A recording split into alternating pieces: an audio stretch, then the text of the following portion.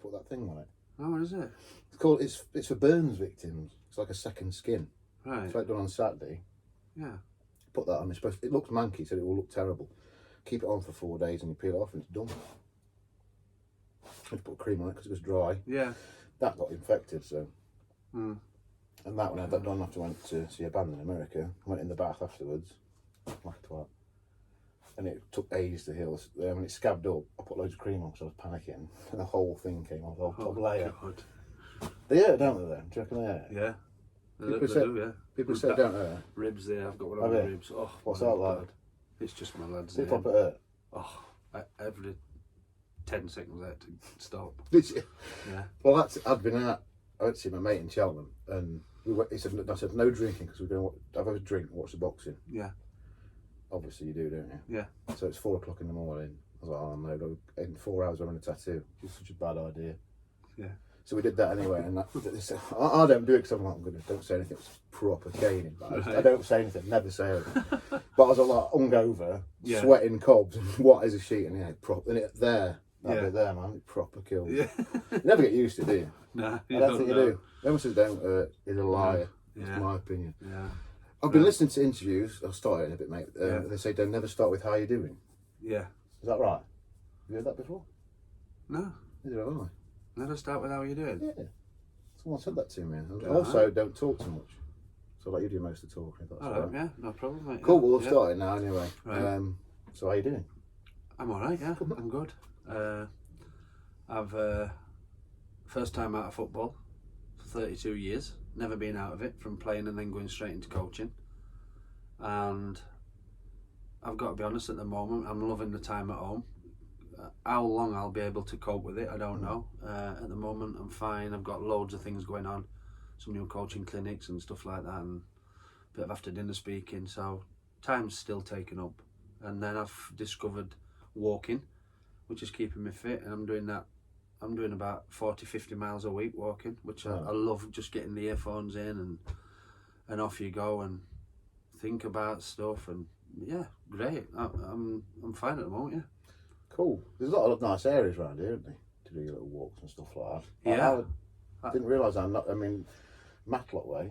Yeah. Really nice. Oh yeah, walking around there and Mamto's the next one, I think. There's at Castleton. There's a place called Langset up by where I'm from, there's a 4.5 mile and a 6.5 mile, and it's right up in the moors, reservoirs, waterfalls. My uncle's a keen walker. I go with him and we just have a bit of banter, and yeah, it's great. Have you ever come this way before? I haven't been. I've not been doing it long enough to start venturing. I've just been up to the lakes for a week, so I did a bit of walking up there, and I did Kirkstall Pass, which is about 2,000 feet above sea level. So there was a nice pub there as well. Well, it's always a bonus, isn't it? Yeah. Third highest pub it is in the country, called the Kirkstall Inn. Yeah, that's sound. What's your tipple then? Lager really, but I like a Guinness, and if there's a nice home brewed beer, and I like it. I'm not really fussy. Not for me, whatever, yeah? Yeah. I like it. I have to show you this one near me called Shining Cliff Woods, and you walk around it as an abandoned mansion. Really? Proper cool. Oh, right, okay. Yeah, it's worth a look, that is, mate. If you ever come back this way. Yeah. Like Matlock Way. Yeah. Which is quite famous for... Yeah. I don't know. I've done the thing there with the kids, that's quite early. What they call it, there's like a fun fair place there. Matlock Bath. Oh dear, we call it anyway. Oh yeah, Glover's Kingdom. Glover's Kingdom, yeah, I've done that. That's quite a little. That's a great steep hill, isn't it? Yeah, it's an unbelievable view. Yeah, we went to, where did we go? Was it Illuminations? Yeah. Oh God, and I had to park at that car park. Yeah. I wasn't happy. Yeah. Walking back up it. The thing I like about it most is the peace and tranquility is unbelievable, and the things you see, like the birds you see and all that, and because I've never had time to do anything like that. Once you do it, you don't realise actually how good it is. So that's why I've got quite keen doing it. Yeah, it sort of gets away from the racket, doesn't it, I suppose? It does, yeah. Clears your head. Get the earphones in. My dad's not very well at the moment, so I'm trying to keep him busy as well. He's got cancer, my dad, but he's curable. So there's lots of things away from football that I've actually I'm still full time, just not getting paid for half of it. I'll chuck you a tenner, mate, if that's right. Or Guinness. Yeah. It's cheap round here. Right. Mega cheap. Okay, where did you start playing, and what position? So which club did you start with? As a junior? Yeah. My dad was manager. The club is still running today. It's called Oil and Common Falcons back in Barnsley. He started off at under 10s. I was a centre half. I was one of the biggest in there, so naturally I was either going to be a centre half or a goalkeeper. But we had a good goalkeeper, so I played centre half, and I played with them all the way through 12 up to, and then we were quite a popular club in the area where a lot of good players played, and then a few of us started getting trials at Barnsley, Sheffield United, Sheffield, all the clubs close by. And I ended up going to Watford for a trial. How it came about, I don't know, just a northern area scout. But that was when I became a goalkeeper at 15. The goalkeeper got injured. As I say, I was the biggest. There was no sub-goalers in that then, so I went in goal, and then I never ever moved from that day, which is a bonus because I couldn't run anyway. So, so yeah, that's how it started. I went to Watford. I got a bit homesick, so I didn't really take the YTS that I got offered there. I got homesick, came back, played for a local team called Oil and Town Jaguars, which were a really good Sunday League team. We won everything, and we got to a final at Bramall Lane in Sheffield Cup, and we won it 2-1. And I got approached by a scout from Forest, a fella called Jack Noble. He's not with us anymore, bless him, but he recommended me. And then Alan Hill, who was one of the assistants down there to the manager, he was a Barnsley lad, so he kind of took a shine to me because we're from the same area. I went down for trials, and back then it was 200 people, trials over 3 weekends. And then they go, right, narrow it down to 100. Sorry, you're with us. Yes, you are. Then you get down, and then you finally get down to the last 11, the last 12, whatever it was. And that's were the ones that got offered the apprenticeships.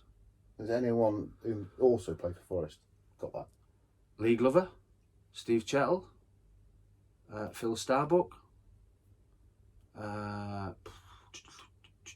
That's not bad though, is it? Oh, there were loads, mate. Yeah. Loads that came through them trials that actually went on to. Yeah, because that's quite a high percentage, really. Yeah, and a lot of them players obviously went on to play in the first team. The ones that got.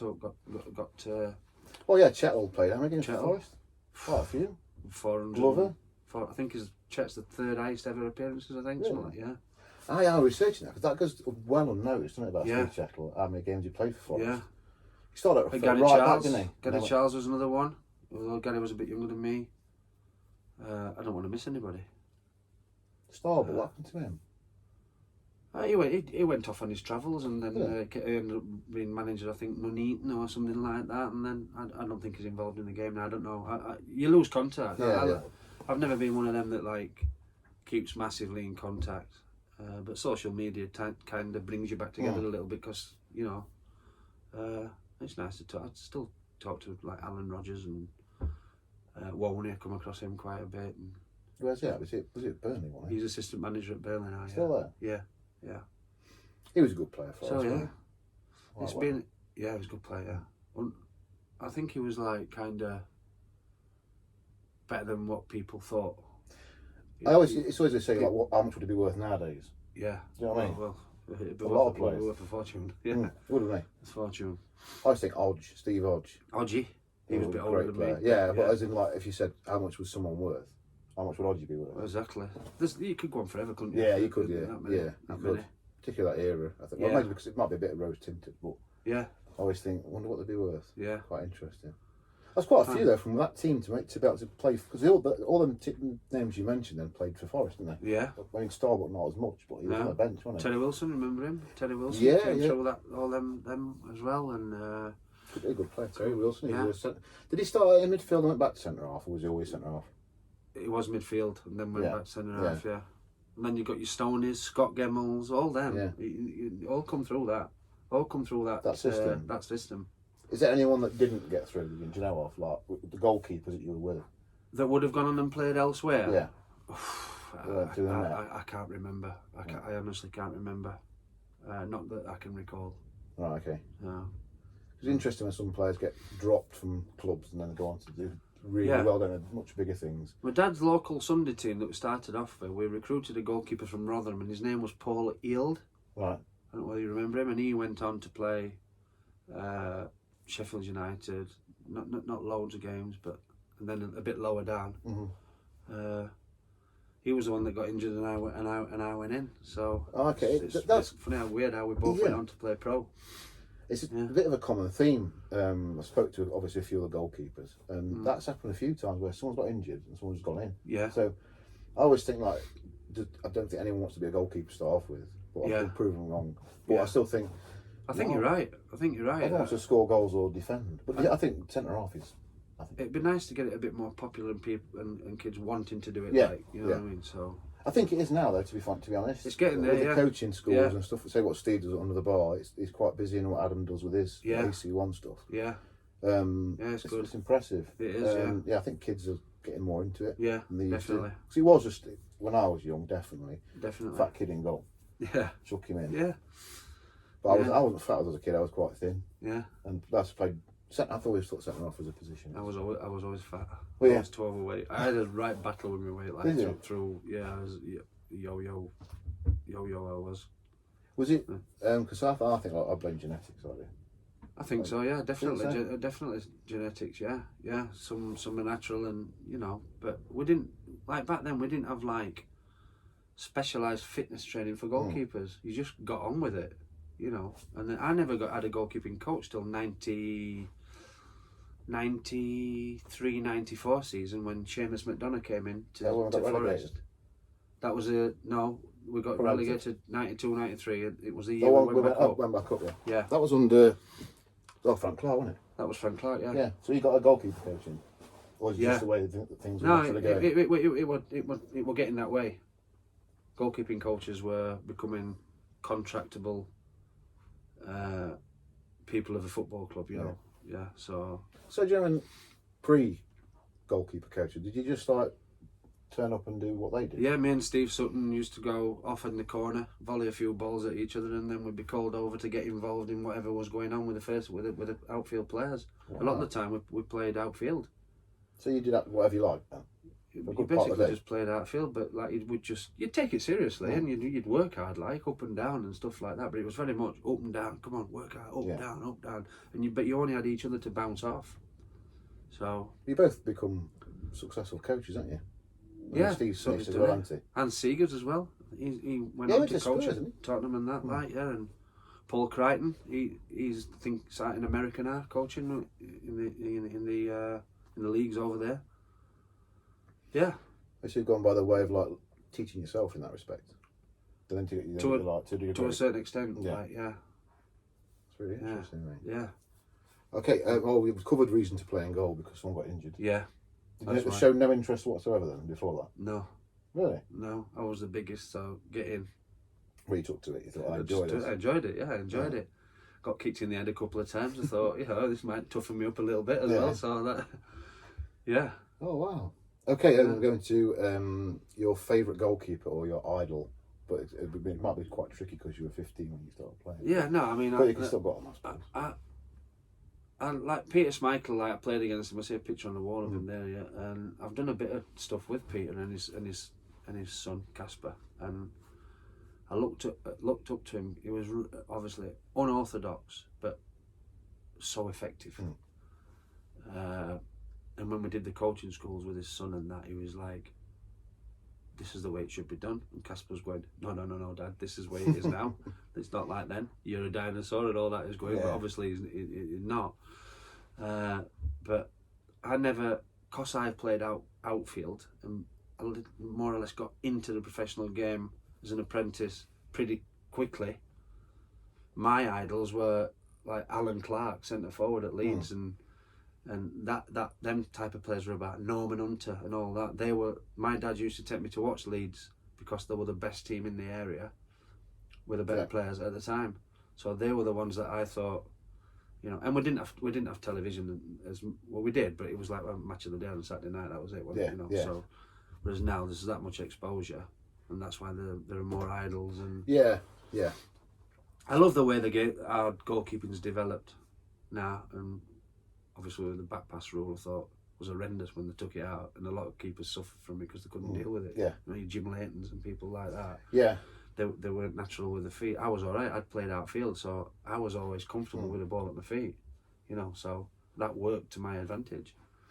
I remember when that came out, there was loads of people in uproar, weren't there? Because the pitches weren't as good, were they? And, That's right. And there was, what happens at Plough Lane in December when the ball gets stuck in the mud. But you just dealt with it, didn't you? Yeah.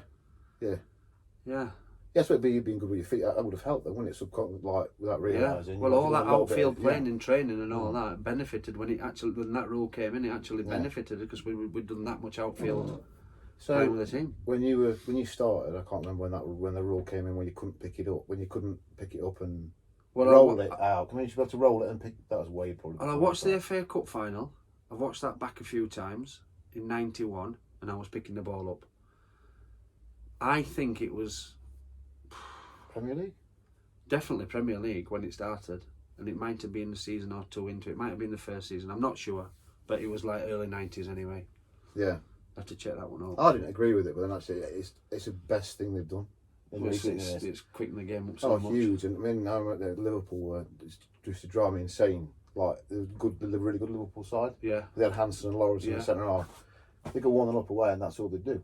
Yeah. They'd roll it out to each other. Yeah. Well, Groblar rolled it out to Hansen, he passed it to Lawrence, and they go back to Groblar, and they couldn't do anything about it. Yeah. I liked him as well, Groblar. I liked his. Did you? Eccentrics, is that the right word? Yeah, eccentrics, yeah. There's a glove though, I've met him once.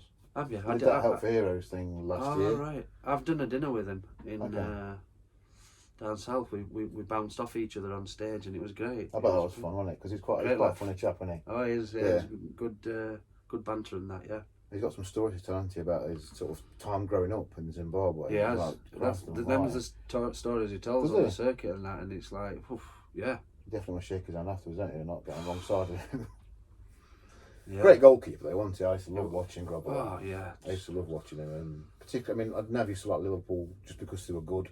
Yeah. And I was like, they was just pick Forest, like in the 80s. Forest always finished like third or fourth. Yeah. And it was thought, oh, it's a failure. But now it's like the best thing ever. Yeah. But Grobler, I used to love watching him. Yeah. Because there's not that many, I don't know, it's just that acrobatic. Yeah, it was, yeah. And he was always susceptible to dropping a bit of a tater, but aren't we all for that one? We are. We certainly are. What's your biggest mistake, do you reckon? Well, I scored the Premier League's first ever own goal, didn't I? Oh, yeah. So that's a good quiz question. Yeah. That was at Blackburn away when I threw the ball in the net. I saved it, gone to get up quickly. You know what it's like. Just lost control of it, gone to grab it and knocked it because the save was literally like on the line, you know. Yeah. So and you think of the next phase? Next phase. That's one great coaching point. Don't think about the next phase. See, did you see the Gea one recently at Watford? Yeah. I'm thinking that's next phase. Don't you think? Yeah. Because you can't make that mistake, surely. Exactly. Yeah. He's probably mind. Because it's so easy. It's the mind how it works. Funny. And when I'm coaching, I always say the easiest ones are always the hardest. Yeah, I completely agree. Because what your brain does, it goes, this is easy. You're used to doing it so many times a day. You lapse in concentration for a minute, and that one that you lapse in concentration, guarantee you slips through. Yeah. So I always say to the goalkeepers when I'm coaching them, the easy ones are always the hard ones. And then when they let a sloppy one in, I always ask them, what do I always say? And get them to repeat, the easiest ones are always the hard ones. So eventually, over time, they'll be taking care better of the easy ones. Yeah. Yeah. I think you can if you concentrate hard enough, which is quite difficult, isn't it, to task in itself for 90 minutes. It sounds easy, but it's not, is it? It's probably near 100 minutes, isn't it now? Yeah, but yeah. But there's a way around that, I believe. I don't think a goalkeeper should ever be stood still, ever. Yeah. I've introduced something in my own idea called walking the game, where I'm sure people coach it in different ways, but you have to walk the game wherever the ball is in the pitch. You have to walk to that position wherever the ball is. So if you're walking the game and you're watching the ball, to me it means you're concentrating. If you're having a bit of banter with the crowd and you stood still and you're scratching your nuts or whatever, you're not concentrating. So we got this at Chesterfield. We got this a fitness coach called Mal Purchase. He got introduced the GPS, a special one for goalkeepers. Really? Which what it does, it gets speed of dive.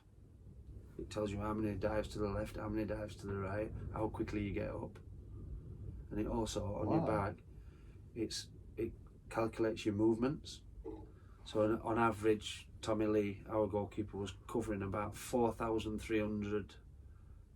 Have I got that right? 4,300.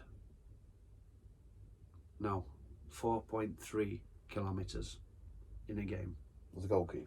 As a goalkeeper, covering. Wow. We got him up to about 5.7, and his game improved. So just by getting him carrying on walking and moving, concentrating more, that's what it means he's doing. His game improved.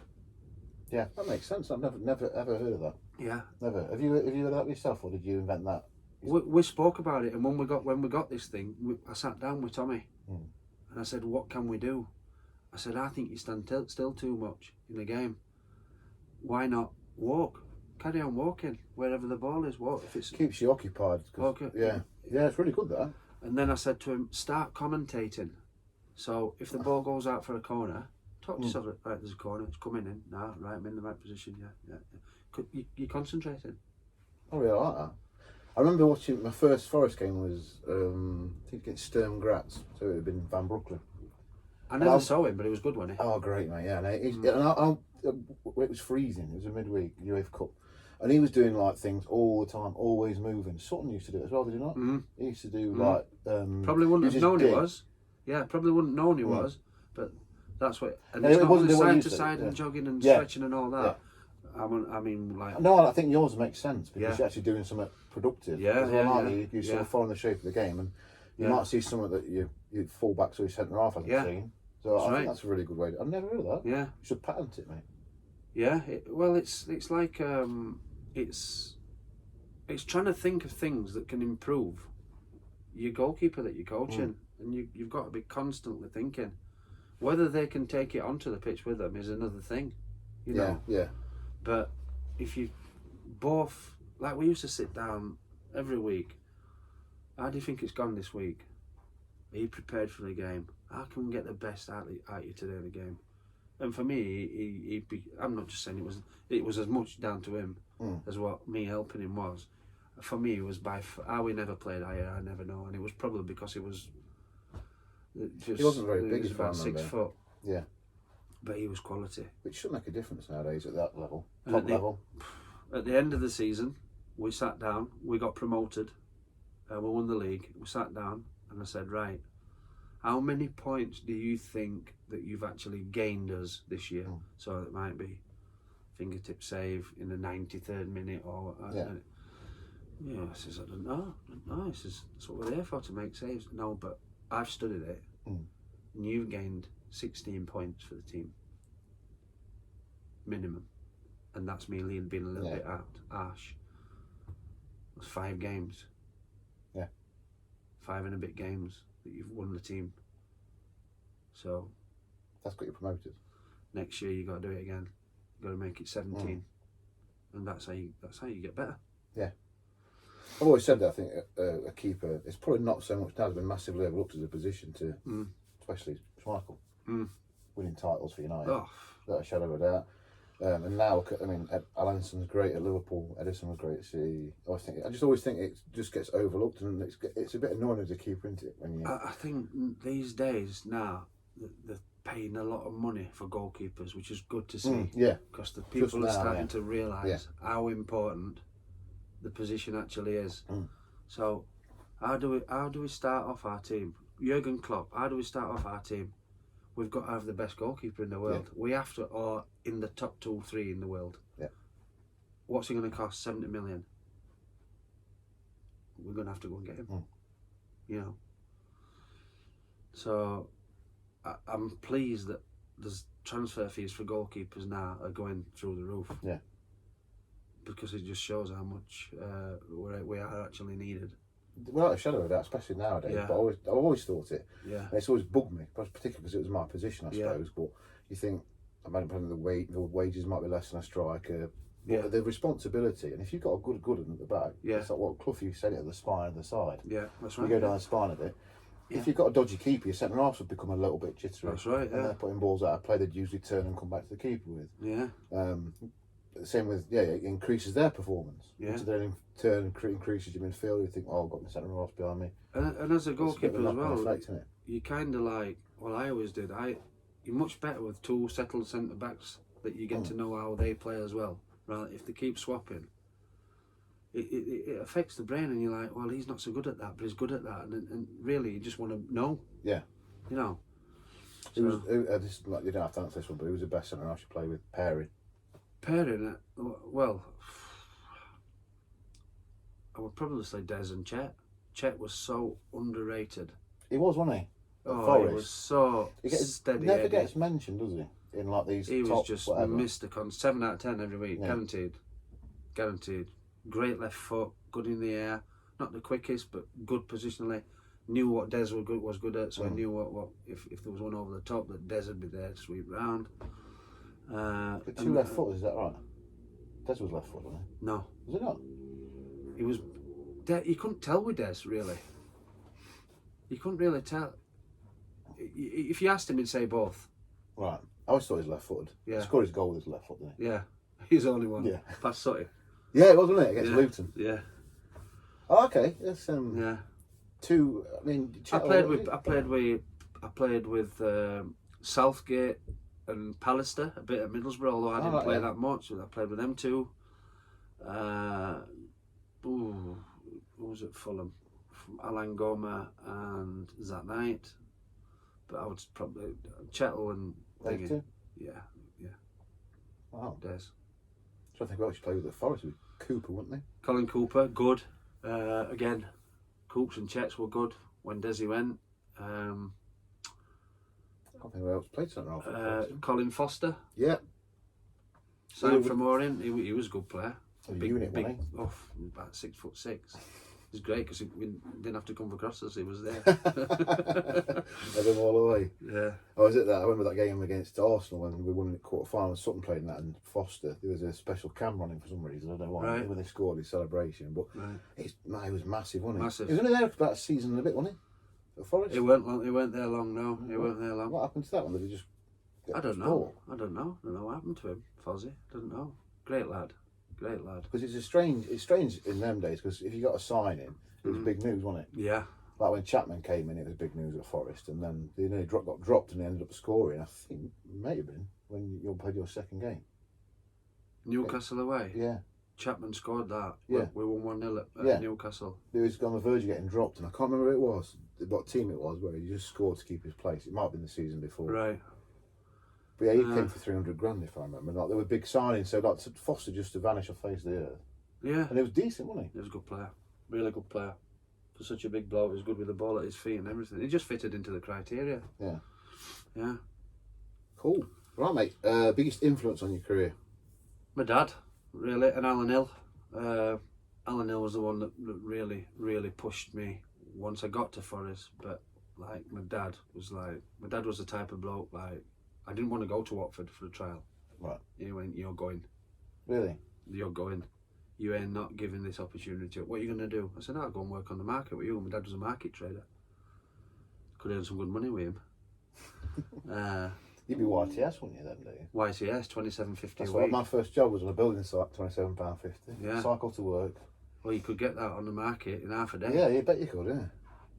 Depending, you got paid on like what you sold. You know what I mean? Okay. Like commissions. Like commissions and stuff, yeah.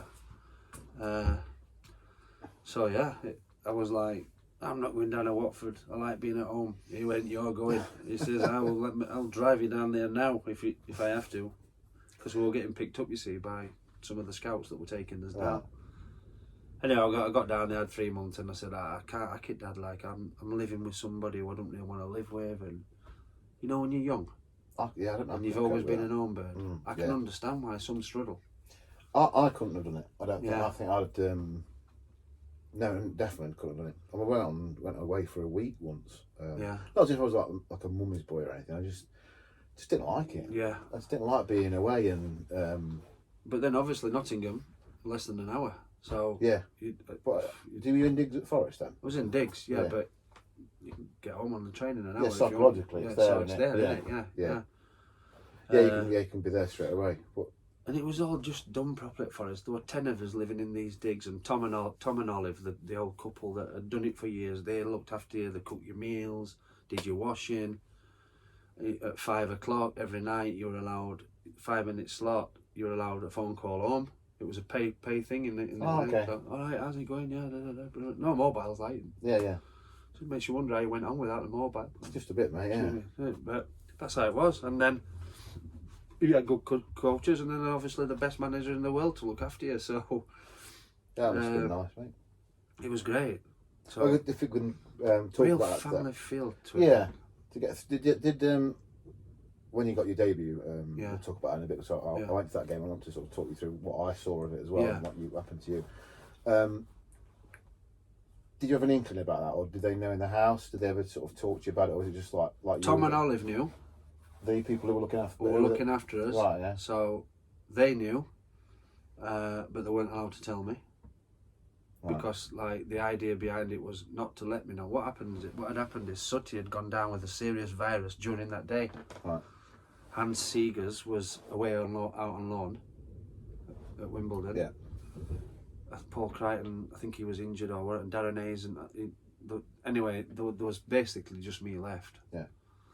So I was going to play, but I was doing well in the reserves and stuff like that. So, and Alan Hill had said, throw him in, he'll be fine. So, but they didn't tell me till 7 o'clock. So I've been an apprentice, you're there anyway at the ground, and you're doing your little bits and bobs and your jobs and all your stuff. And at 7 o'clock, well, you know, he used to call me Shithouse, Fluffy. Yeah. So you know, I think that's a great name, don't you? He shouted at me, didn't he? Shithouse. He says, get your boots on and put your gloves on as well. You're playing. I thought, hey, playing? But he rang my dad. Fluffy rang my dad during the day. Right. And said, get yourself down to the game tonight. Come and find me. Come and have a cup of coffee and a sandwich. But don't tell Mark he's playing. If you speak to him, don't tell him he's playing. I don't want him to know, because I don't want to get him. Yeah. Brilliant management. Yeah, I think you'd shit your pants, wouldn't you? Would you shit your pants? Well, you'd start to think, wouldn't you? Like, oh my God, I don't know if I can cope with it. But Liverpool. just go on, Liverpool, get out there. Barnes, Beardsley and Rush playing up front for Liverpool. Well, you've got the best Liverpool, one of the best Liverpool sides. I mean, Liverpool were great in the 60s, but like, they dominated, didn't they? Yeah, Mulby, Ronnie Whelan, Barnes, Beardsley, Rush. Grobler didn't play that night. Mike Cooper played. Did it 2-1, was it not? We won 2-1. Was it Brian Rice? Brian Rice and Webby. And Ian Rush scored for Liverpool. So basically, I got told at 7 o'clock that I was playing. Do you know, good and bad in my opinion. I had half an hour. What about your stuff though? What do you mean my stuff? I didn't have no gloves. I borrowed Sutty's gloves. Sutty's Royce gloves, they were. Not as good as yours. Cheers, mate. Not as good as it's a non-paid advertisement, that, isn't it? Yeah. Stick that in. And it was just a case of get out there. And Alan Hill pulled me in the dressing room and he said, just pretend you're playing with your mates in the park. Oh, that's better. I like that. Yeah. Yeah, I really like that. It goes, the first time the ball come to you, kick it as far as you can. And when I kicked it, because I always kick the ball a long way, and the crowd went, whoa. Yeah. Then all of a sudden, one of them people go, whoa. Then all of a sudden you go, oh, they kind of like me. Yeah. And then you're just building confidence. And I didn't have too much to do on the night, to be honest. But the one thing I remember taking a cross right in the 90th minute. Ball comes in, and I managed to take the cross and go down on the deck and that, and I kicked the ball upfield and blew the whistle, final whistle. And that was the like kind of start of, right, he can handle the situation. Yeah. So we've got something to a young lad here now that we've got with someone to work with, because the main thing, mentally, he can handle the situation. Yeah. In front of 40,000, 35,000, whatever it was, he's able to do it. So that's your start of your career. Yeah. I mean, that's a big start, though, isn't it? Liverpool. It is, yeah. A big club like what Forest were, who were probably pushing for, I don't know, they would have been there or thereabouts, wouldn't they? It was disappointing if we were finished out the top 6. Yeah.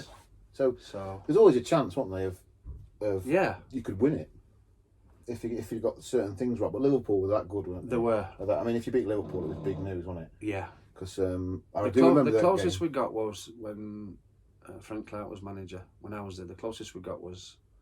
So the first season, wasn't it, when you went up? We got relegated 92-93. Yeah. Frank took us back up 93-94. There's an interesting one with that because you got dropped for Tommy Wright, didn't you? Yeah. And I was at the game when you made your comeback. Yeah, it's West Yeah. Brom away. That's right. Colin Moore That's scored right. 2 goals. Yeah. That's I was right. behind Yeah. that goal because I was like, well, Yeah. Tommy Wright was missing. Was his kid ill or something? Yes, that's right. And you were in, then you never got I back never lost my place again then. Yeah. So again, a bit of, in a weird way, it's like someone's misfortune. it is. It's like you've got in, and that's catapulted your career a bit, hasn't it? That's right. Really? Yeah. Because I was having a tough time at the time. I'd lost form and cowder on my back, and then again, probably mentally I didn't know it, but I could handle the situation to come back into the team and progress on. And I probably played from 93-94 right through to when Platty arrived. I probably played my best football in my career then. In a successful team that probably wasn't expected to be as successful as what it actually was. Well, we're in there. My brother's a bigger Forest fan than I am. But that season when we went down, then he signed Colin Moore. Yeah. Colin Moore didn't start very well. No. And then Tommy Wright came in for you. That's right. He lost 4-3 against Bolton. That's that right. Yeah. His debut game. Yeah. Then he got a little bit better, but we were in the bottom of the league. Yeah. By October. That's right. And I think that West Brom game, Colin Moore had found his form. And then we just went bush. Yeah, and then you didn't lose for God knows that. Third. Did you finish third? We won the league. Yeah, you won the league the second the season. second year we was when finished they third. added Roy to Colin Moore then. That's right. And then you were UEFA Cup with clean sheets, was it? Was that Yeah, right? 5 out of 6. Yeah. 5 out of 6. And then I chucked one in against Bayern Munich, didn't I? Free kick from Ziege. Did you play in the 5-1? Yeah. Did you? Yeah. Because we only lost 2-1 the first leg, didn't we? Yeah. Chettle scored that, didn't he? It was an unbelievable run. Them's what I remember them most. Them games. Them Well, European Lyon games. away. Lyon and Auxerre. Yeah. Malmo. Yeah. And then quarterfinals by Munich, wasn't it? Yeah, Papan was it? Papan. Did he score hat-trick? Klinsmann scored a hat-trick. Did he? Yeah. Ziege. You played some right games, don't you? Yeah. That's quality, Yeah. that is. Mateus. Is he that side? Luther Mateus. Oliver Kahn, keeper. Yeah. What do you reckon to him? He was quality, wasn't he? Yeah. Beast. I swapped shirts with him after, but there was no names on shirts then. It was just, do you know what I mean? So Did you start quite often? when you could, but the kit man used to go mad at you because they didn't print as many shirts back then. But I did, but I put all mine to a museum. I sold them all to a museum in Preston. But they are still actually my shirts, so they put a value on each shirt. Right. They took it. It's in the museum. Loads of different players have got like their collection. But if I want the shirts back, I can buy them back. Okay. Do you Is know that what I what mean? Steve Hodge did with Maradona's? No, he's as in the Just sold it. safe. Is No, it? he's as I think he got offered 200 grand, I think, didn't he, by Sowerby's or something like that. Okay, I thought he sold it. No. He might have done now. Last time I saw him, it was in a safe locked up in some underground safe. Like that. I don't know. That'd be worth a few quid, wouldn't it? Me too. Not half. But them shirts in your time were horrific, weren't they? Yeah, I thought their style was like. Because I was trying to find a decent picture of you, and I'm sort of struggling because the shirts that rank. Them shirts. They were like that. horrible. Especially when Forest were good. Was it the yellow one or that's the one thrown up on it? Yellow one. And it must have been like my size because it was really baggy. I always Yeah. felt sorry for Ian Walker. Yeah. He looked He buried in was it, like didn't a stick. he? Yeah.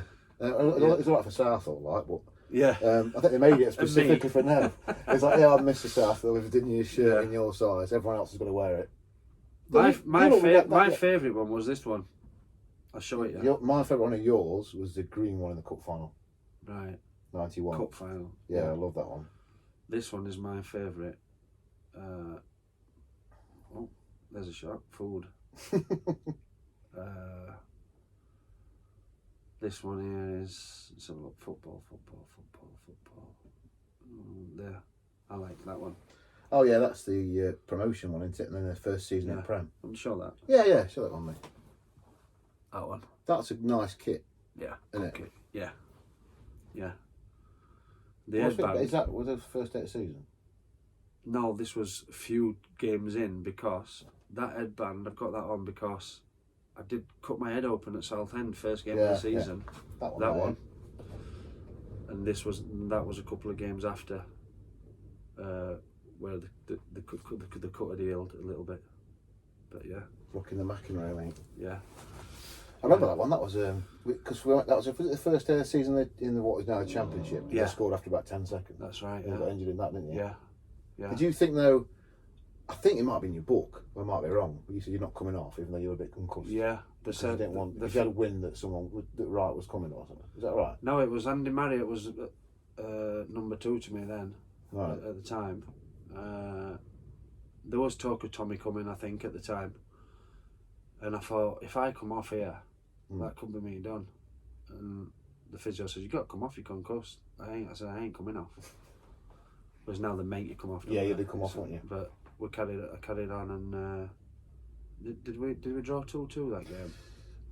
I think it might be right. I think it might be 1-1 or 2-2. 1-1. It was a draw. I think it was a draw. I think Stan squad. Oh, I can't remember anyway. No, he's injured when he came. Oh, was it? Yeah, he missed the first few games. Right. Okay. I think. Yeah, my memory is not great at things like that. Yours seems better. I'll come and correct you, mate, if ever hear you stamp. That's not right. Yeah. You got the dates wrong. You didn't make a date. You have to notice sometimes when I'm not sure, I always go, "I think." I think. Yeah, that's all right, isn't it? Yeah, I think. Yeah. I think. Yeah, I've got a good way of getting out of it, mate, Yeah. isn't it? So, very quickly on the injury front, because again, I've asked keepers about what injuries you pick up. Yeah. And Adam Collins never broke a finger. Annie. No, which I think is incredible. Gordon Bennett. What have you done, Nils? You can definitely see that one. Yeah. Little finger. That one bent that way, and I had 6 stitches in there. It wasn't one of them that came out of the skin. It went, yeah. Oh, it went that way. Oh, so that bit was like that. Oh shit! Not that back. I played on with that. Were your bones sticking out? Yeah. So they cut the middle finger out of the glove, and put them 2 together like that. Yeah. Put my fingers like that together, and I played on like that. At Huddersfield away in the reserves it was, and we were 1-0 up at half time. So I come off at half time, and I'm getting my boots off to come off. With the finger pointing the wrong way. Yeah. No, they clicked it back in, and then they stitched it at half time. All that done. Jesus. Yeah. And so I thought, oh, I'm coming off. And the gaffer was there, Cluffy was there, and he said, "Can you carry on for me?" And I said, "Well, I can carry on, but obviously I'm not going to be able to do whatever." We got beat 5. And after the game, he come and gave me a big kiss and a cuddle, and he went, "Thank you for carrying on, son." Oh, wow. So that's great, isn't it? Yeah. So it's just all these mental, psychological things, like, if you're going to play on for me, I'm going to look after you, son. Do you know what I mean? Yeah. I signed the first contract I ever signed me, professional, was blank. You filled it in. You don't have an agent? No. How old were you when you got the professional? Was it be 18? First one, I'd have been 19. Well, you played in debut when you were 19, didn't you? Is that right? Yeah, I'd have just been a pro then, just. So, I First year can't, pro. because it's difficult. I asked about agents because I don't understand them. I asked one of the other goalkeepers about them, how they work and actually what do they do. The first time I had an agent was probably when Frank came and my contract was up and I was about to sign a new contract, and I probably didn't even need him. Yeah, that's what I don't understand. I mean, I'm probably like They're just very better at negotiating, aren't they? Well, obviously, you signed a black one there. That was my first one. So if you'd have put a 10 pence on it, you'd have been screwed, wouldn't you? Mate? Yeah, but he didn't. He looked after you. But because you signed a blank contract, yeah, he rewarded you, because that was him saying, "Well, you were prepared to sign a blank contract, so you're prepared to play for me for nothing, really. Yeah. So I'm going to look after you." Yeah, So yeah, that makes sense. it works both ways. I think That's how we build this psychological thing, how we test the players, you see. I don't think there's many people who wouldn't have signed it though, would they? Because he was. I only met him once. Yeah. I was mascot, and it's when you meet some people, you think they've got something about them. Yeah.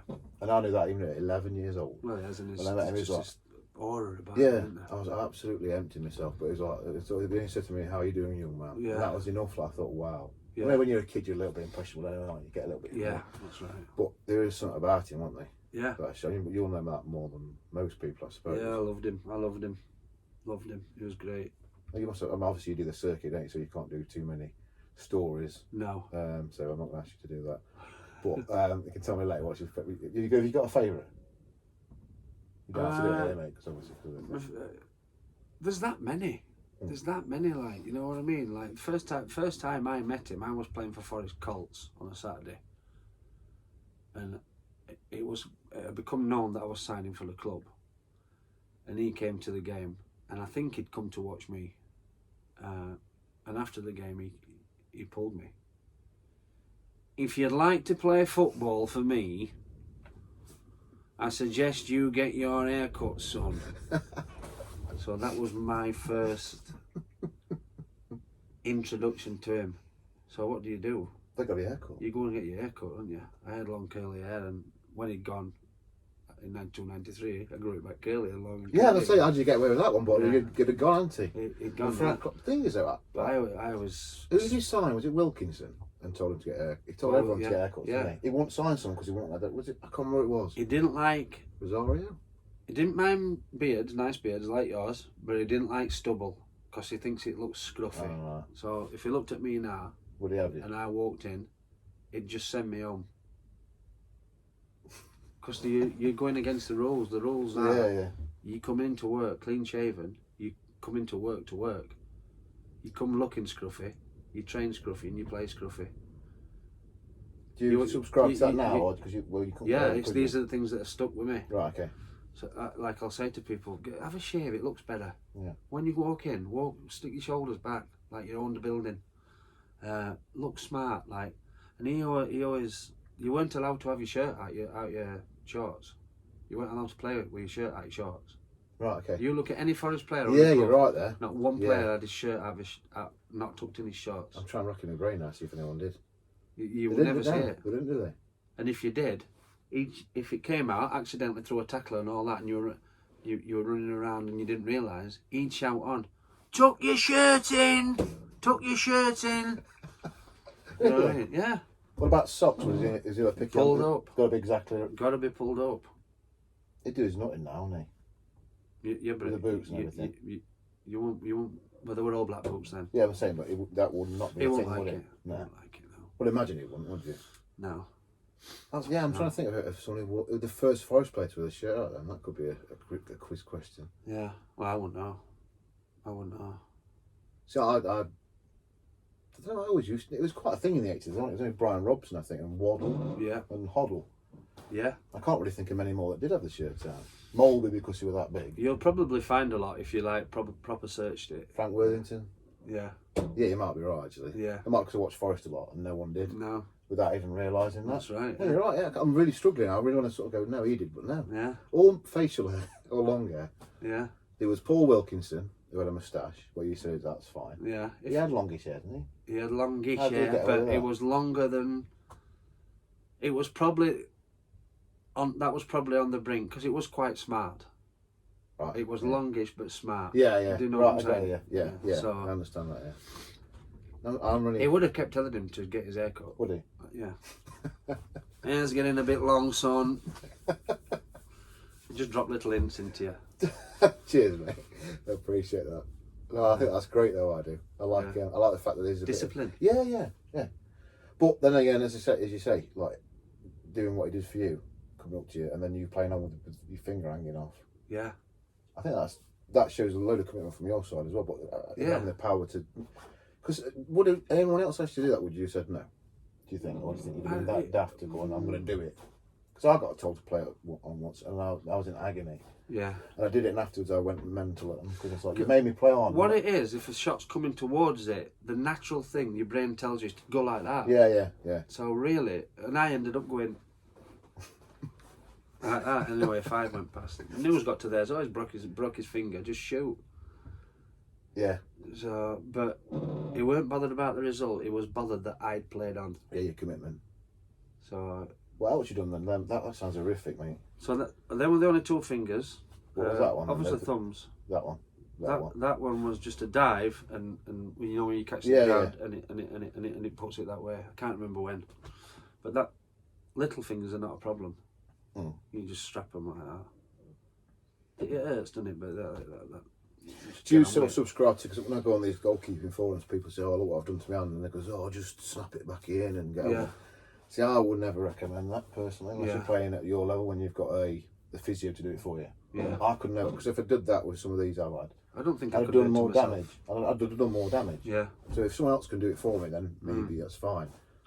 But if I was just playing on part with or five-a-side, I'm not going to carry on playing with my finger. No, exactly. No, you're not. No. Sod that. The amount of ligament damage you do. Yeah.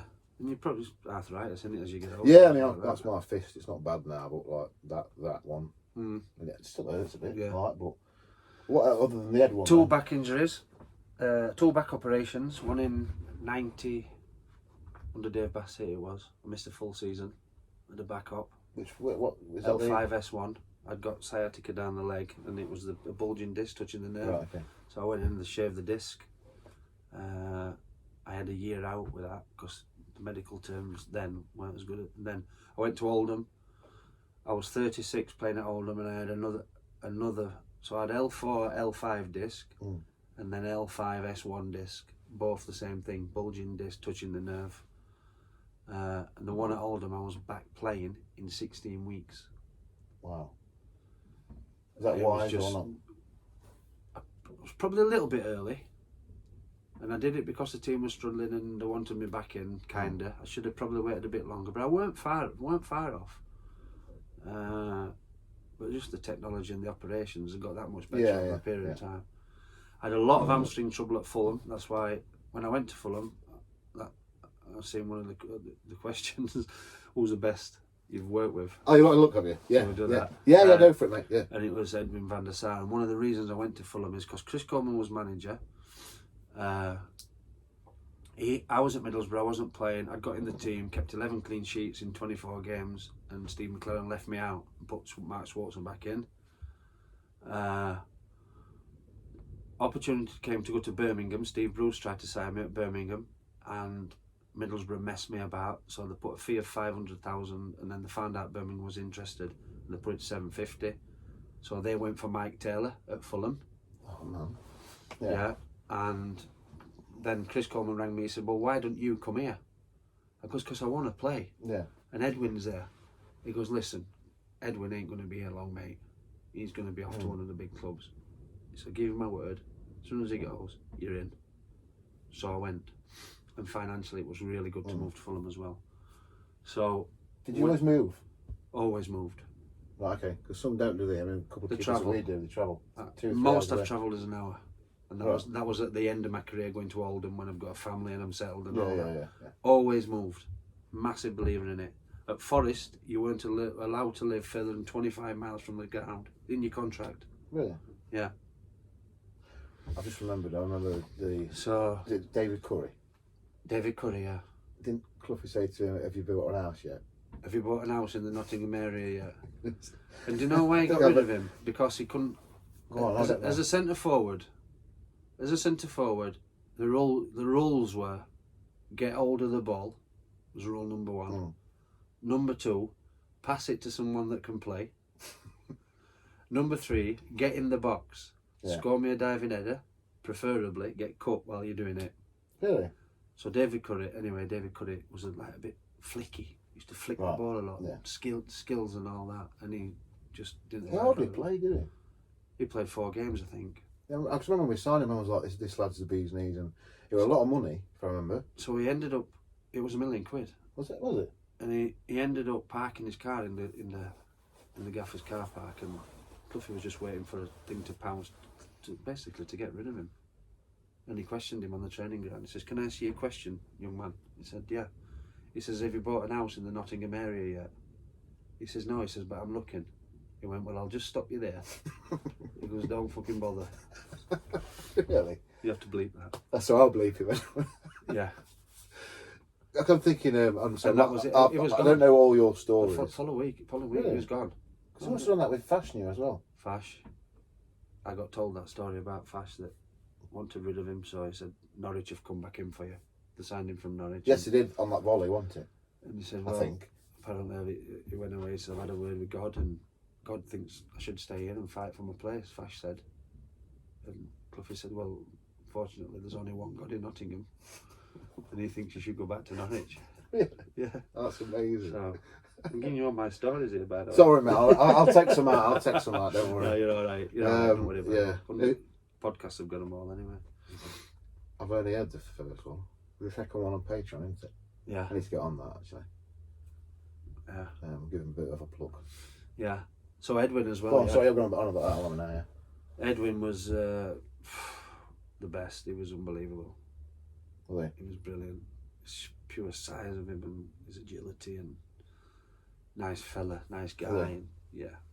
And do you know one thing that I said to him, Edwin, I said, you need to speak more on the pitch. I said, you need to tell the defenders more what you want. And he thanked me for it. Really? Because he was quite a shouty Man United keeper, I remember. Is that what you said to him then? Well, I'd like to think he might have took a bit on board. He was, wasn't he? Yeah. I was older than him. Probably forget the Fulham bit, don't they? Because he only played their season, is that right? Wasn't it? I think 2 seasons. Two seasons, something like that. Yeah. I can't remember that, but yeah, and then obviously the United thing. Yeah. People remember him for that. But I got loads of bad hamstring. I got in the team, it was going well, and I was getting hamstring after hamstring strain, coming back too early, pulling, and it ended up a 10 centimetre tear, and it was from my back, from wear and tear from my back, and the operations and stuff like that. So when I went to Oldham, then I ended up having a second op. So did you go Middlesbrough, Fulham? I went Oldham. The career path was Forest, and then I had a loan spell at Millwall when I come back from my first back injury. Yeah. Short loan spell, 3 months. Then I went to Middlesbrough. Middlesbrough, I went on loan to Stoke City for a while. We stayed up on the last day of the season under Tony Pulis, which was brilliant. 7 clean sheets in 11 games I had. Really? Bottom of the league. Yeah, and we won last game of the season to stay up. Akin Baye scored for us. And then from Stoke, I went back to Middlesbrough, but then obviously I moved. Stoke tried to sign me, but they couldn't afford it. So then I went Middlesbrough to Fulham, with a loan at Stoke in between. Fulham, a loan spell to Sheffield Wednesday. Sheffield Wednesday, back to Fulham, and then left Fulham, signed for Oldham because my best mate was manager. Sheridan. Yeah, John Sheridan, and then and then I did Chesterfield, and that's when I finished at Chesterfield. Right. Up to 41. That's impressive, isn't it? 41. How many games did you play? 563 in total, league and cup. Wow. That was almost 2 seasons missed through injury. So it would probably have been about 650. Yeah. That's good then. Yeah. That's very impressive, isn't it, at that level? Yeah. You scored at Sheffield Wednesday, didn't you? Scored at Sheffield Wednesday from a corner, yeah. Someone asked me to ask you about that because he's a Sheffield Wednesday, for a big Sheffield Wednesday fan as well. I think I remember it. Gareth Bale was marking me from the corner. Really? He was 17. Did you give him a nudge? I said, watch out, there's a train coming. It's really? Yeah. So, yeah. Was it an header? Header, yeah. Did you know what you were doing, or? No, I just picked the flight of the ball up and just went for it. Got on the end of it. Is it a better feeling than making a good save? It was, because it done Do you think? Well, it don't ever happens, does it? No, I suppose not, mate. No. It's a special feeling that you never experience. So it was some feeling that was. Yeah, some I bet feeling. it was. Yeah. I presume that was to equalise. 3-3, yeah. Yeah, yeah. Because you wouldn't go up with 2-all, would you? No. You get us it. Did you get any trouble for that? Obviously not, because you scored.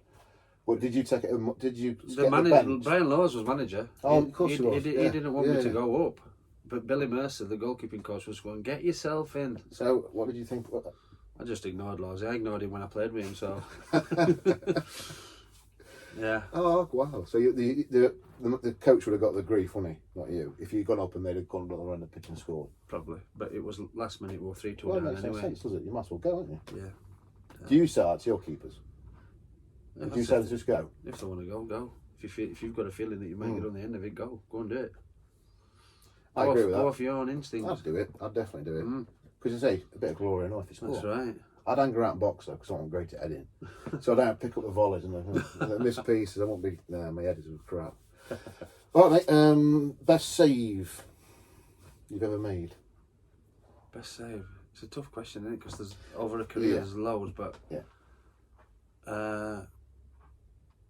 obviously I was renowned for saving penalties. Like when I saw the save against Sheringham at White Hart Lane from his penalty. To your left. Or maybe Ronnie Rosenthal's down low to the left, because the low ones are the harder ones, aren't they? Yeah, yeah. Maybe that I probably liked the most. Yeah, and Teddy being an ex-teammate as well. Him leaving Forest, I'm sorry, I won't go on to Forest too much, was the biggest problem, I thought. Never replaced him. Possibly, yeah. The reason why we got relegated that season. Yeah. He played against Liverpool, didn't he? Scored. He did. He wanted to get back down south and that though, but we replaced him with Gary Bannister. Who I used to like Gary Bannister, but he's no Teddy Sheringham. No. Let's be honest. No. Sorry, you were saying about your save, mate. I've just got on Probably. I don't know. The ones that I were renowned for was like I only want to save the Letizier's penalty in an FA Cup final. So you're gonna say them as your favourite saves because that's what people remember about you. That Letizier one. Because I remember you telling me when you were at Chesterfield, and I came down for a few sessions. You said, because I asked you then, what's your secret? Because your record's phenomenal. Yeah, instinct. I always just went off instinct. Try and delay as long as possible. Is that what I told you about then? You said just go big one way. Just go big one way. Make sure if you're going to go all the way. The only thing, my concern is getting dick down the middle. I want to hate to be, don't want to preloaded against a chip. I think that's the penalty after the FA Cup final, next penalty Lineker took against me. He dinked me down the middle. He tried that against Brazil, didn't he, as well? Yeah. And got caught out. So he did you down the middle? He did me down the middle, yeah. So did that not make you really angry? That would really get on my nerves, that would.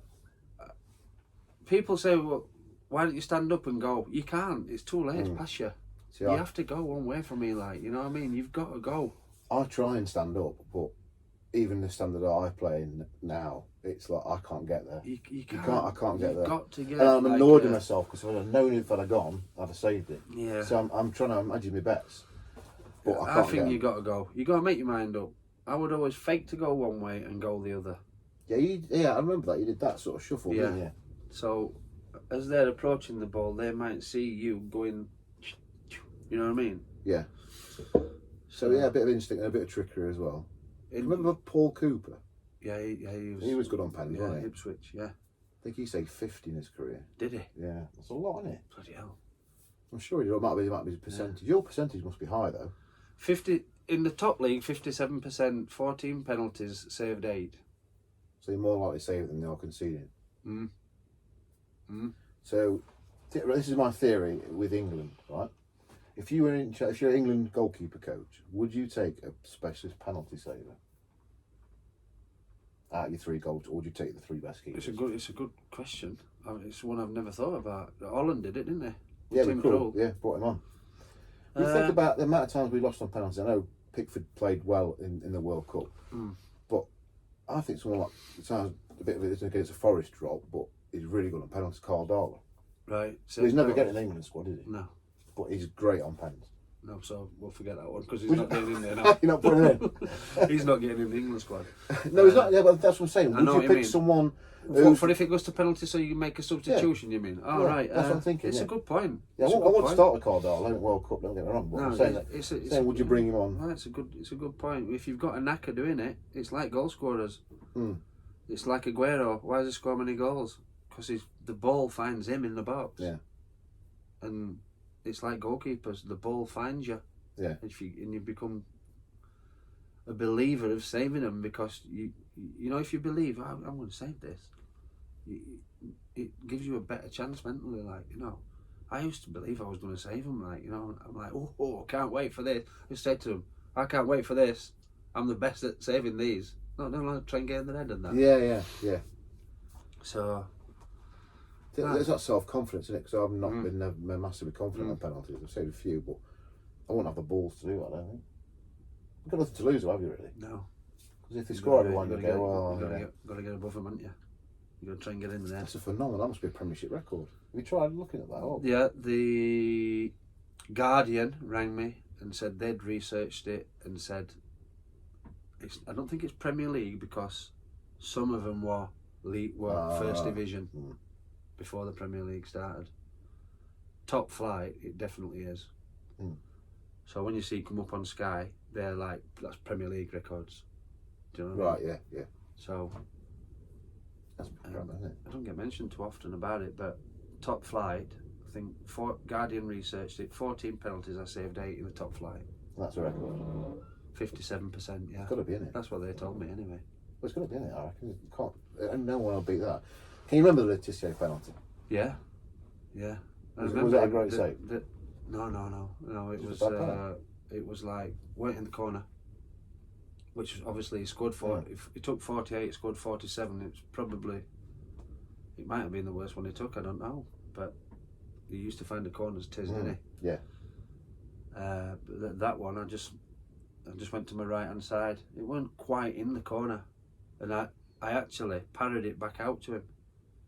And Nigel Clough does unbelievable to slide and just put him off slightly, and he blasts the rebound over the bar. You know that end at Southampton. You know it's an housing estate. You know that. You know the Dell, yeah. So I get an email from the firm that built the houses saying we're going to name some footballers on these streets. Right. And that end is where you saved Letizier's penalty. Can we name the street Crossley Street? I thought it was someone taking the mickey. Like, anyway, it is. It's Crossley Street. You serious? Yeah. Could you go down there and say this is my street now? So I should have asked him for an house. Yeah. Did you not get anything for it? I didn't want to. I just said, well, do what you want. I'm that laid back, aren't I? That's nice of you, mate. But they sent me an email, a nice email saying, this is what we're doing. Can we do it? And I said, yeah, crack on. That must be awesome feeling then. Sure. Yeah. That's your sort of lasting. Yeah. That you got a street named after. Yeah. You know, people can say that, can't they? Just for saving a penno. That's right. I didn't like that ground though. I'm glad they got rid of it. Yeah. The netting was awful. That was a bit of a weird. Yeah, it was minging ground. Yeah. Remember that? It was about that far from the backboard, wasn't it? That's right. Yeah, I never liked that netting. Yeah, it was shocking. Yeah, awful. What's the worst ground you played at? Very quickly. Plough Lane was shocking. I never went to Plough Lane. It was like that. Really? Yeah, shocking. Shocking. Shouldn't have been allowed it. Really? The pitch and the whole thing? It was horrific. Horrific. Better change the Well, Cloughie made me play for AC Hunters, didn't he? His son's team. Yeah, I've heard that. Yeah, that pitch was better than Plough Lane. Was that the race course at Derby you played? Is that I played AC Hunters one? Is that the AC Hunters game? Oh. There's loads of pitches on it. Yeah, there's loads. Yeah. I don't know. Yeah, there were loads of pitches, and the dressing rooms were like. They're all together. Yeah. Like 20 dressing rooms. That's right. Yeah. Yeah, that's it. That's a race course. Where my son plays. Is it? Yeah. I love that story, the AC Hunters thing. That's class, isn't it? Yeah. You did it 4-1 or something. 4-1 we won, yeah. Yeah, and he shouted you everything. Shouted me over, yeah. And then they scored. And then he took your money out of your wages. 50 quid. That's funny. Did you not think that? Because I bet that was quite a bit for you, wasn't it? 50 quid in... If you're on white, were you on white? You can't know because you. No, I was pro then. I'd signed a contract then. Because it was after I'd played my first 3 games in the first team. And he did it for that reason, didn't he? Yeah, to keep me yeah. ground levelled, yeah. They were. Where did they? Well, all them little things worked, didn't they? You probably didn't realise it at the time, but... I can't believe it did that though. Yeah, obviously they worked. Keep your feet on the ground. Did you enjoy playing that game? Then I'll ask you that one. I can't remember it. Just took it like as a normal game of footy, really. It's a bit bizarre. It's terrible. I mean, I didn't want to be there. Of course you know what I mean? But he said I'd got to be. So you just get on with it, don't you? God, I went back and played a couple of games, and by no means as good as you, but you must have thought, what am I doing? What's happening here? Didn't you feel like getting ball and taking it out on a pitch and scoring? Because you could have done, couldn't you? Probably. Yeah. God, that's funny. It's a funny story. If you should see that if you get a chance to listen to it. It's a really funny story. Or go and see Mark on his. You do tours now, don't you, mate? Like acting and speaking. Yeah, acting and speaking. Is that part of that? Is that part of that? It is, yeah. Right. Yeah, thoroughly recommend you go and see it because it's funny and your impressions are great, mate. Yeah. And, I particularly like your Frank Clark one because it always makes me laugh. Yeah. My mate can pull him off really well. Can he? Yeah. He's I don't see he's a housemaster at Repton School. Yeah. And he said to me, watch this video and it was Frank Clark read it for his team out. Right. And he can do it as Alan Fettis in goal. Yeah. Alan Fettis. And I haven't got that far and I was fucking laughing my head off. Yeah. It's because he said Alan Fettis. Yeah. Alan Fettis. How did you pick them up then? Obviously, is it those two characters because they've got like a unique voice? Yeah, they're unique. Because Clough is unique, isn't it? Yeah. And do a bit I've been trying to do a bit of Mick McCarthy and that. Yeah, that's that's reasonably close. It's That's what I think. It's Barnes' accent, and he talks a little bit. He breathes in and talks like. Craven were brilliant today. Absolutely class. That's good. Barnsley. Ho ho. That laugh, that's brilliant. Are you using that in your circuit? I'm thinking about trying it. Yeah. No, I think that's good, mate. I think you could get the laugh, definitely. Yeah. That's definitely. It's like when anyone does Conor McGregor. Yeah. You always do the laugh, don't they? Yeah. And it's Barnes as well, so you should be able to. He is, yeah. Should be there. Yeah. What else could you do? A little bit of Roy Hodgson. I'm not good enough. I'm not good enough to do the Roy. Forward. Yeah. Yeah. Wayne Rooney is very good. It's not bad. Could probably get there. I think you could do it because it says very, very a lot. Yeah. And if I spoke like that, I'd avoid that, wouldn't you? Yeah. I wouldn't be saying very, very twice. Yeah. I just say it once because it'd be like very, very. Yeah. I'm trying to think of other ones. Who's been in football with you that you could do that? Have got that comedic, because you can't just say characters, can you? Because if you did Vinnie Jones, it's just a Cockney accent, isn't it? It's just So it's not really that. You've got to It's got to have something a bit. It's got to be somebody that is a little bit different. Yeah, with a different voice as well. Yeah. I mean, obviously Vinnie Jones is a bit different, but his voice is just Cockney, isn't it? Yeah. Whereas Roy Hodgson, his voice is like from another world, isn't it? Yeah. And Mick McCarthy's is as well, yeah. Clough's and Frank's, obviously. Frank's is brilliant. I love that impression. I love that story. How big are you? I was at that game, by the way. Yeah. There's two things I want to talk to you about. Is your debut when I was at that game and your long kick, and it was Man U Forest. Yeah. And there was only 500 Forest fans allowed because we were building the extension. Right. And I'm glad there were only 500 there, mate, because it was. We got battered, didn't we? Yeah. 5 or 4-1. 5-0 or 4-0. 5-0. 5-0. Roy Keane celebrating in front of the Forest fans because he was on their side that night. Was it? Yeah, well, obviously he signed, didn't he, after the first relegation. But the first wind I got of that is before you did the Kosh, when you did an evening with Darren Fletcher. Yeah. And he said the doors swing like they okay. I'm not giving it away, but it's a brilliant story, and the Frank Clark impression, mate, is yeah, they're good. They're working well. So you're working on Mick McCarthy? A little bit, yeah. It's good. Yeah, I'll be alright. I'll get there. Has he got some good stories about him there? No, because I've met him and I know him, and he's a Barnsley lad. So, but of course, I'm thinking his interviews are special, aren't they? They're good. Yeah. His interviews are good, and he's unique. So, he is, isn't he? Is he doing it now? He's manager of Republic of Ireland. Of course he is. Yeah. That's a terrible question, mate, wasn't it? I keep getting mixed up where he plays for Ireland and he plays for Wales and stuff, but yeah, obviously you play for Wales, didn't you? Yeah. Under Bobby Gould and Mark Hughes. Did you hear Andy Johnson's podcast the other day? Yeah. Crackpot. You call him, what did you call him? Disgusting? Right. Was it disgusting? Someone tell me you call him disgusting? Yeah. He's mad, he's gone, hasn't he? He's mad. He's absolutely gone. He's always been mad though. He's always been mad. It was really funny, but I thought, do you know, if I played with someone like that, I couldn't cope. Yeah, he was that'd be too much for me. Him and Alan Rodgers they took some handling, to be fair, them two. Yeah, I want. This talks about you quite a bit, doesn't it? Especially when they damage your car, like. But no, I couldn't cope with that. How did you cope with it? You just do, didn't you? You just do. Did you get him back?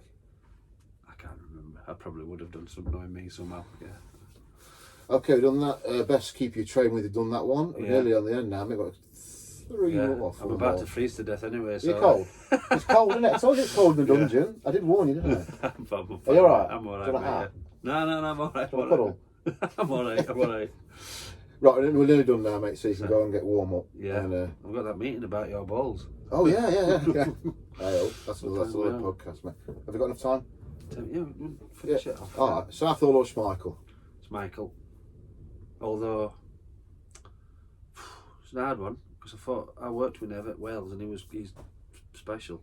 He was brilliant, but Schmeichel. Schmeichel. Okay, Pickford or Pope? Pickford. Awesome. Alright, and at the moment. I think so. He's not had a great season, but I do like him, and I think Pope's still got a lot to prove, even though he's doing really, really well. I think just stick with. At the moment. Yeah. There's them two now. Hardest drill.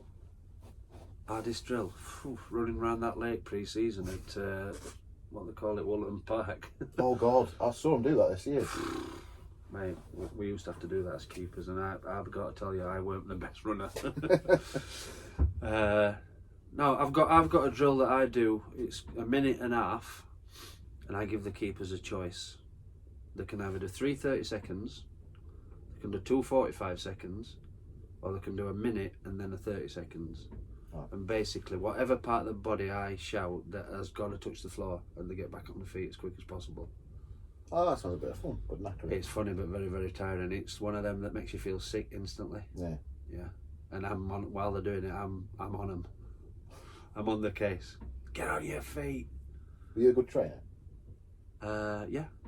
You still like running? I didn't like running. I love training. Yeah, I was a good trainer. Yeah. I used to hate running. Yeah. As you probably can tell. Still do. Yeah. And in your opinion, what makes a good goalkeeper? Consistency.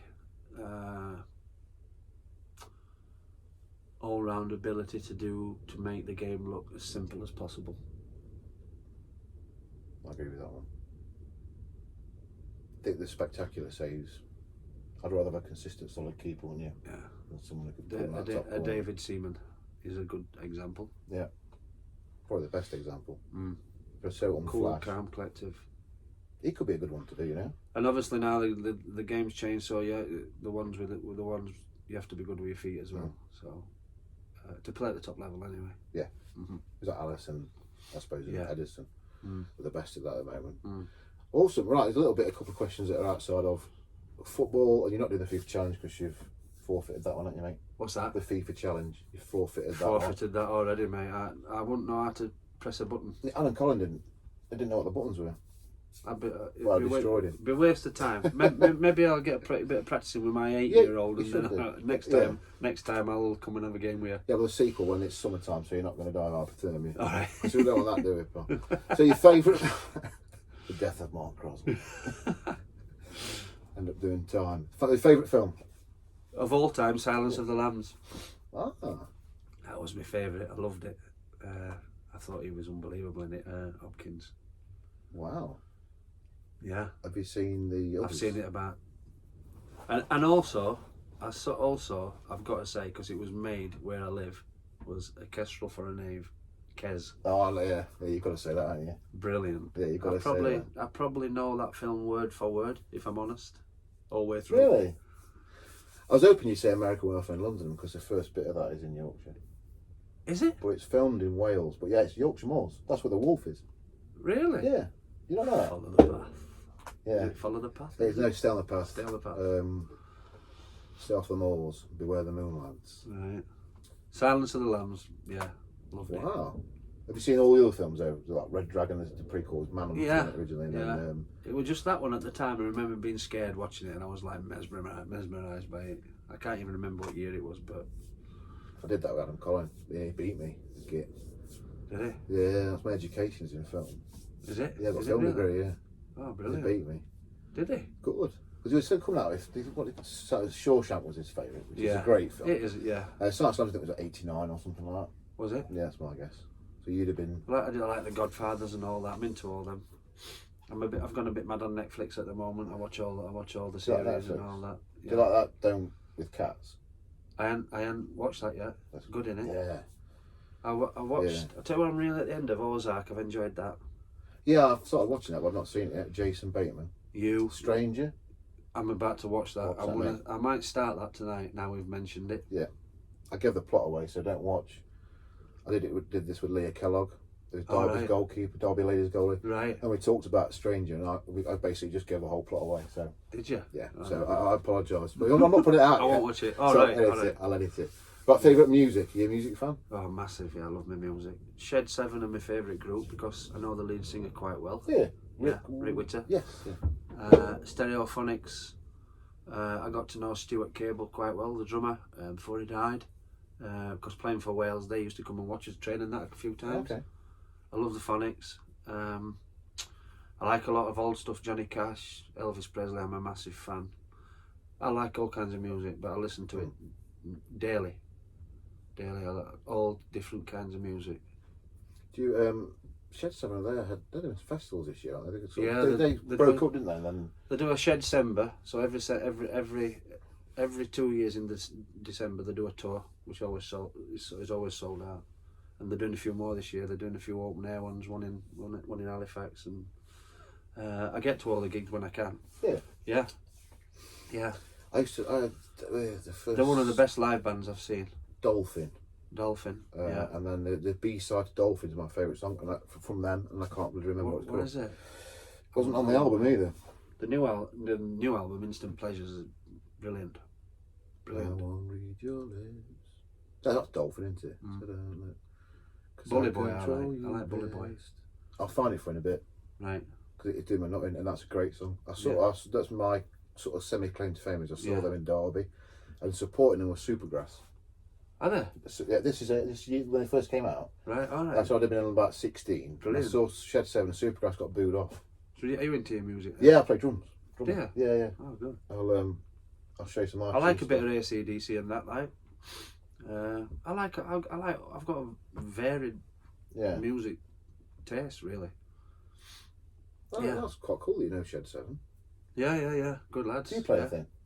No, I played this. I started the sax. Right. When I was at Forest when I was young, but I got bored because I couldn't. Different stages in the sax, and I couldn't get past like the basics really. And I had to just get it up enough time. Started trying to play the guitar then, and then I gave that up. Everyone's Time. like that, yeah. Drums, mate. You can do that anyway. Can you? Well, you can. Yeah. Okay. Tap on your legs. Yeah. And get a drum kit and bash shit out of it. It's great.